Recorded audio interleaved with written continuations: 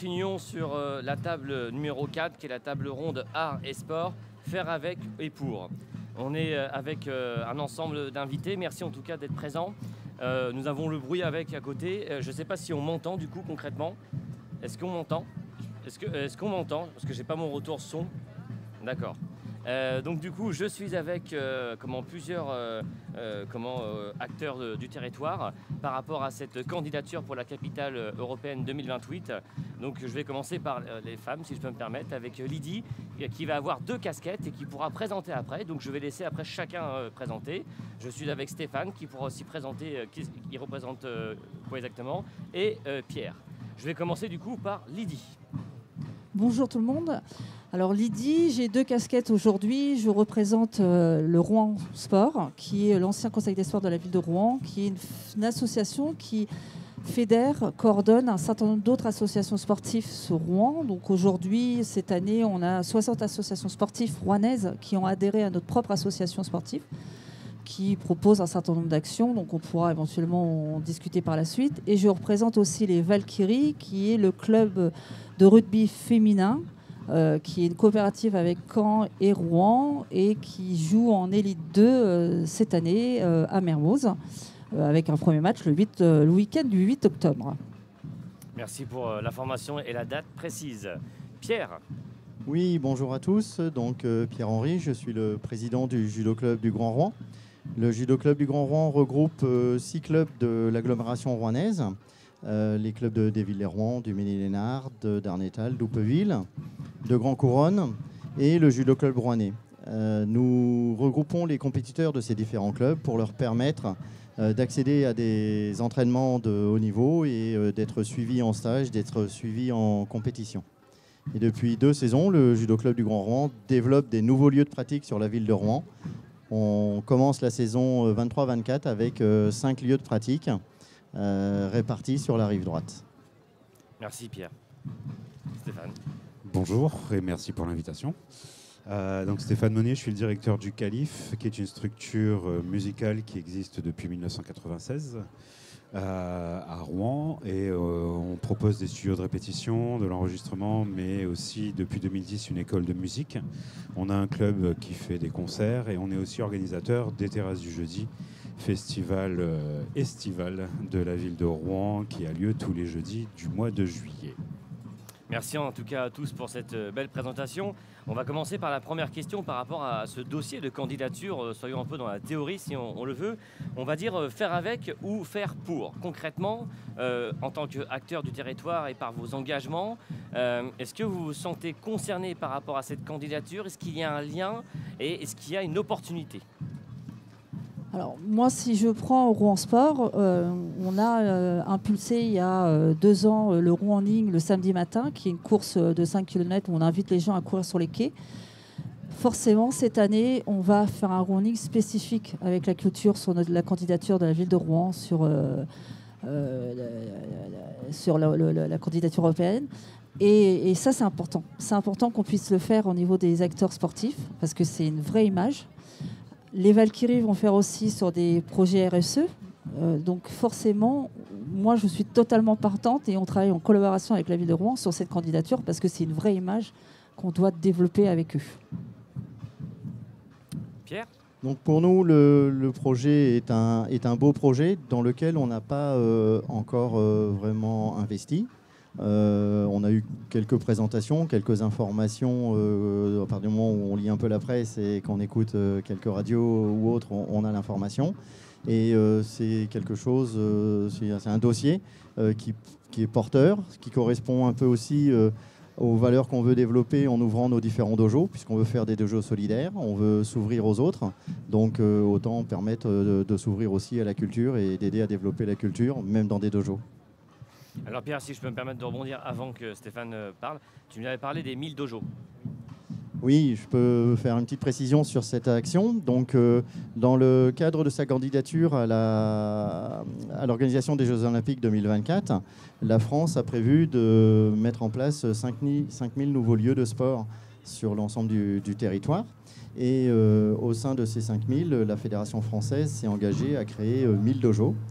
Donc nous, au niveau du club, et c'est pour ça que je dis qu'on ouvre 5 nouveaux dojos. Sur ces 5 nouveaux dojos-là, il y en a 3 qui vont rentrer dans l'organisation des 1000 dojos. Et les 1000 dojos, le principe, évidemment, de faire du judo, les différentes pratiques sportives qu'on peut avoir, mais aussi de développer des actions de solidarité, s'adresser à tous les publics valides, non valides, personnes en situation de handicap, l'activité physique adaptée, le sport santé, et développer des actions de solidarité comme l'aide aux devoirs, comme l'aide administrative pour les personnes qui ont un petit peu de difficultés, l'aide à l'informatique, et pouvoir travailler sur ces différents sujets-là en fonction des besoins qu'il peut y avoir dans le territoire et sans aller concurrencer les actions qui sont déjà menées par des associations, mais plutôt de travailler en collaboration pour leur permettre d'accéder à nos publics et nous permettre d'accéder à leur public. Merci Pierre. Stéphane ? Alors, nous avons forcément un attrait naturel pour cette candidature, puisque nous sommes nous-mêmes structure culturelle et c'est quelque chose qu'on défend en fait au quotidien depuis 1996 par notre militantisme associatif et autres et notre engagement. On a déjà commencé plusieurs collaborations, notamment avec la ville d'Hanovre, puisque depuis 2010, un petit peu après, il y a des échanges qui existent entre une structure rouennaise, donc le Calife, et une structure d'Hanovre, avec laquelle on fait des échanges de groupes. On accueille des groupes ici sur le Festival des Terrasses du Jeudi. On envoie des musiciens rouennais se produire là-bas. Donc ces échanges existent déjà. Je pense que cette candidature va permettre de les développer encore plus. Et que c'est un vrai... je pense que c'est un vrai atout, une vraie opportunité. C'est un vrai, très, très gros challenge, particulièrement dans l'époque dans laquelle on vit, qui, je pense, est complètement propice à générer, en fait, un environnement qui va justement permettre, j'espère en tout cas, l'ouverture des uns vers les autres. Et c'est en ça que je parle de challenge. Je pense que si à un certain moment on parle de faire avec ou faire pour, moi je pense qu'on doit faire avec pour. Et c'est vraiment, comme cela a été dit en fait sur la table ronde d'avant, c'est quelque chose de collectif, avec une démarche bien évidemment individuelle, une conviction qui est que on doit porter ce projet collectivement, mais aussi individuellement. Si on n'est pas convaincu individuellement, ça fonctionnera autrement. Mais en tout cas, voilà, on a un très très bon espoir pour que les citoyens s'en emparent. En fait, je pense que c'est au-delà des structures culturelles, au-delà des structures sportives, au-delà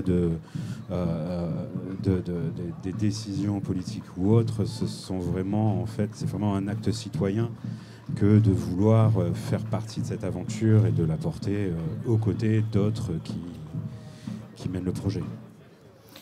En tout cas, ça va être super intéressant ce que vous êtes en train de dire. Parlons aussi un peu des valeurs de cette candidature. Et dans ces valeurs, il y a des choses que vous pouvez être en commun, j'en suis convaincu. On parle d'égalité hommes et femmes. On parle de la lutte face à la discrimination. On va parler aussi par rapport à l'inclusion des personnes en situation de handicap. Et ce sont des valeurs qui sont importantes dans le dossier. Est-ce que vous pensez que vous avez une part de responsabilité ou de moyens pour fédérer ? Alors, si au niveau, je vois les Valkyries, Delphine Bunel, la présidente, qui ne peut pas être là aujourd'hui parce qu'elle est sur Paris. Il y a des vrais projets qui sont organisés par rapport à cette problématique qu'on vient de citer, ces thèmes.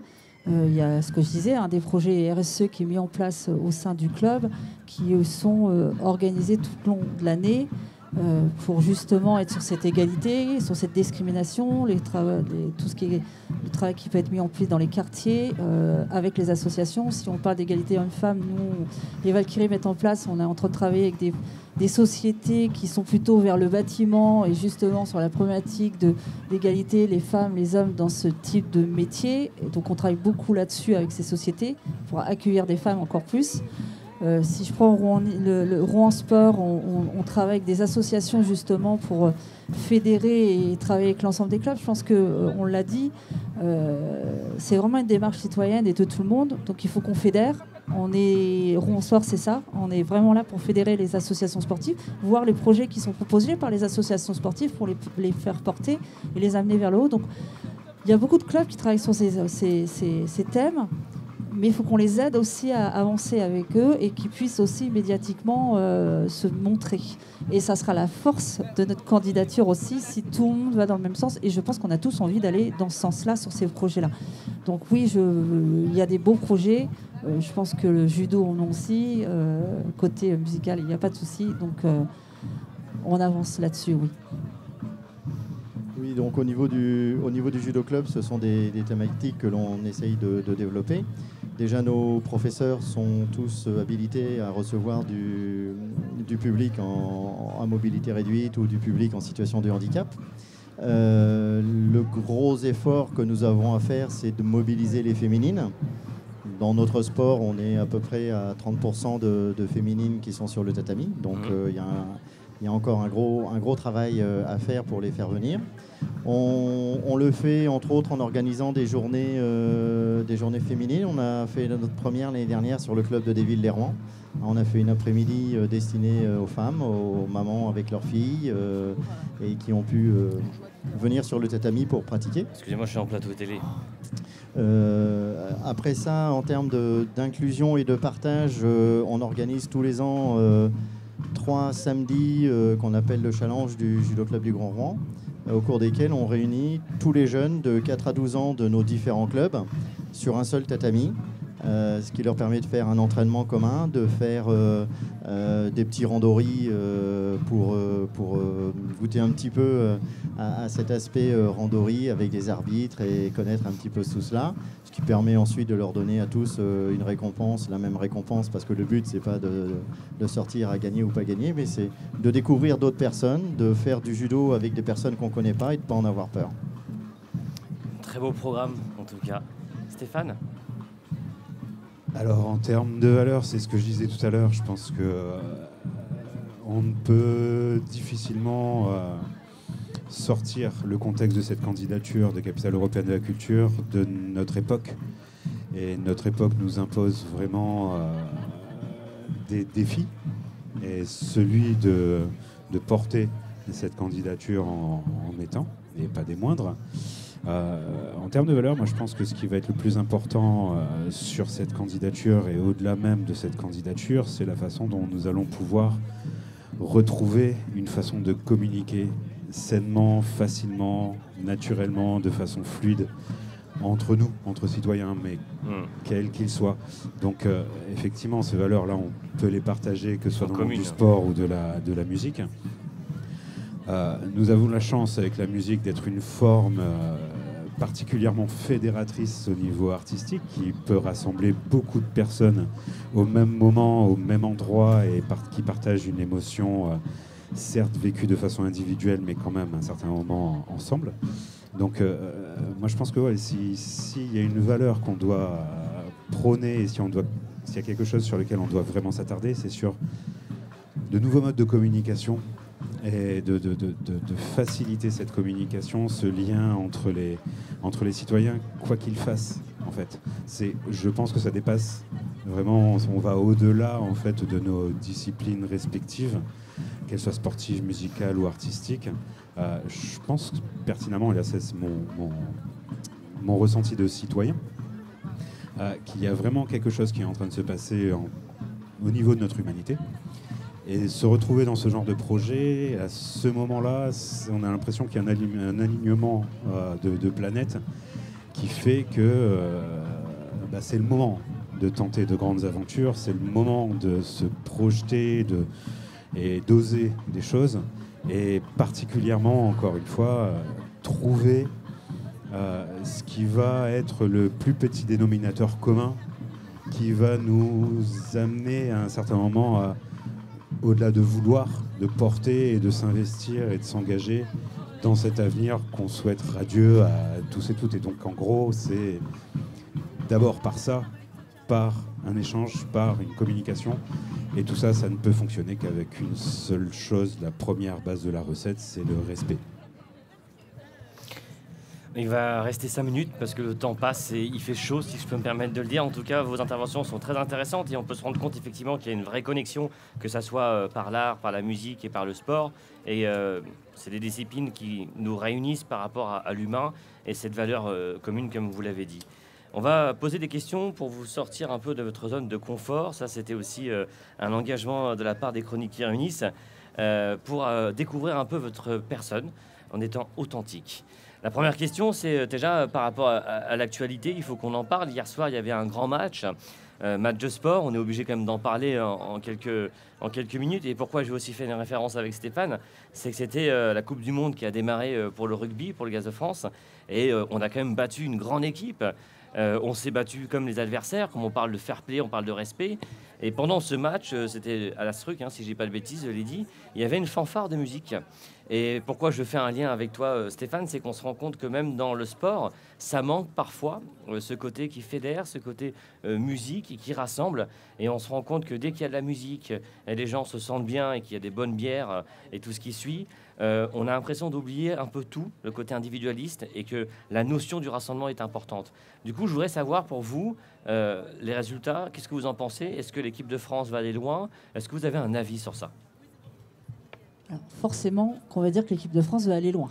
Alors, sportif que je suis, je pense que je serais pas bien de me dire qu'on va pas aller loin. Ça, c'est pas possible. Après, faut pas brûler les étapes. Maintenant, on est quand même en France. Et hier, le match, on l'a tous beaucoup regardé. Je pense qu'on était vraiment beaucoup devant la télé. On a vu le début du match. On a vu la crispation des joueurs. On a vu le public arriver. Je pense que quelque part, il y a... Tu le dis très bien, cette force qu'on a de soulever par une foule. L'ambiance, on l'a vu à la fin sur le dernier essai, le regard des joueurs. Moi, c'est ce que j'ai retenu. Le sourire des joueurs sur le dernier essai. Cette libération de ce dernier essai, qui, ça y est, la Coupe du Monde, elle est lancée chez eux. C'est vraiment ça. Et je pense que, oui, on va aller loin. Et de toute façon, on doit se le dire. Enfin, moi, quand je vais sur un terrain, ou quand je vais courir, ou quand je vais faire quelque chose, si j'y vais en disant je vais perdre, je reste chez moi. Enfin... Ça, c'est mon avis personnel. Non, mais c'est ce qu'on voulait entendre. Merci Lydie. Stéphane, qu'est-ce que tu en penses, toi, justement, de ce regard? Alors, comme ça peut se voir à l'écran, je suis sportif. Je n'ai pas vu le match. Je ne faisais pas partie des 15 millions de téléspectateurs. Vous pouvez me jeter des trucs, il n'y a pas de souci. J'ai pas vu la fanfare, mais je pense que c'est en grande partie grâce à la fanfare que l'équipe de France a gagné hier. Donc il faut garder la fanfare. Merci, voilà. Merci pour le conseil. C'est vraiment, il faut leur dire, gardez la fanfare parce qu'apparemment ça leur a apporté chance. Très sincèrement, alors, comme je vous le disais, je suis un grand sportif. Je ne peux que leur souhaiter tout ce qu'ils attendent de cette compétition.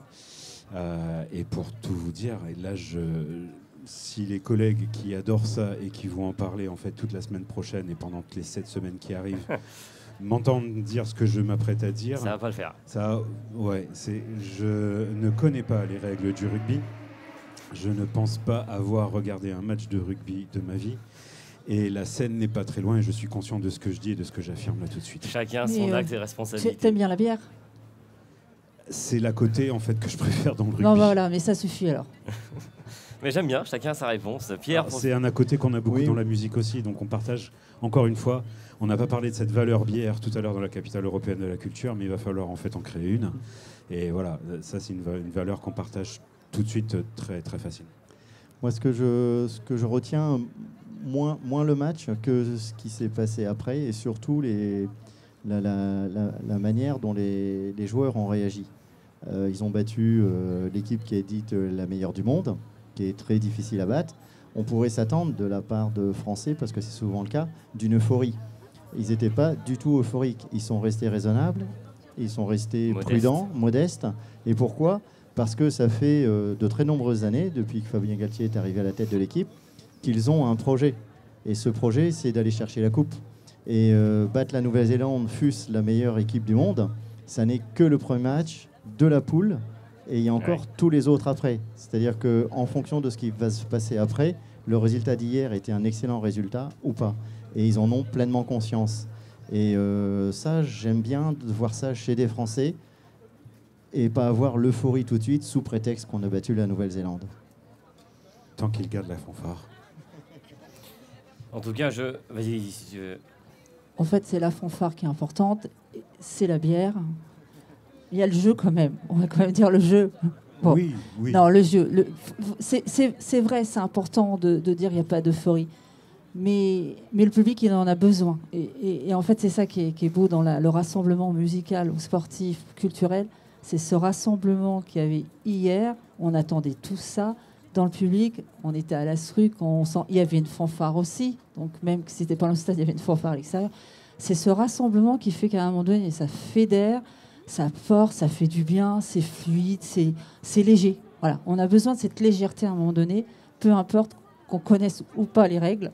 Mais il y a cette légèreté qui est hyper importante. Je sais qu'il y a un ballon.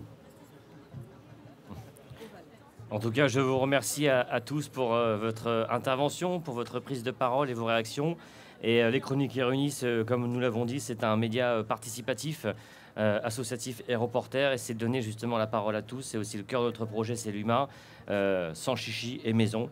Et des personnalités comme vous qu'on rencontre depuis ce matin, c'est aussi un enrichissement et c'est aussi le partage et le relais. Merci à vous et très belle journée. Merci. Et bon Merci mariage, beaucoup. si j'ai compris. Belle journée. Bon courage. Pas moi.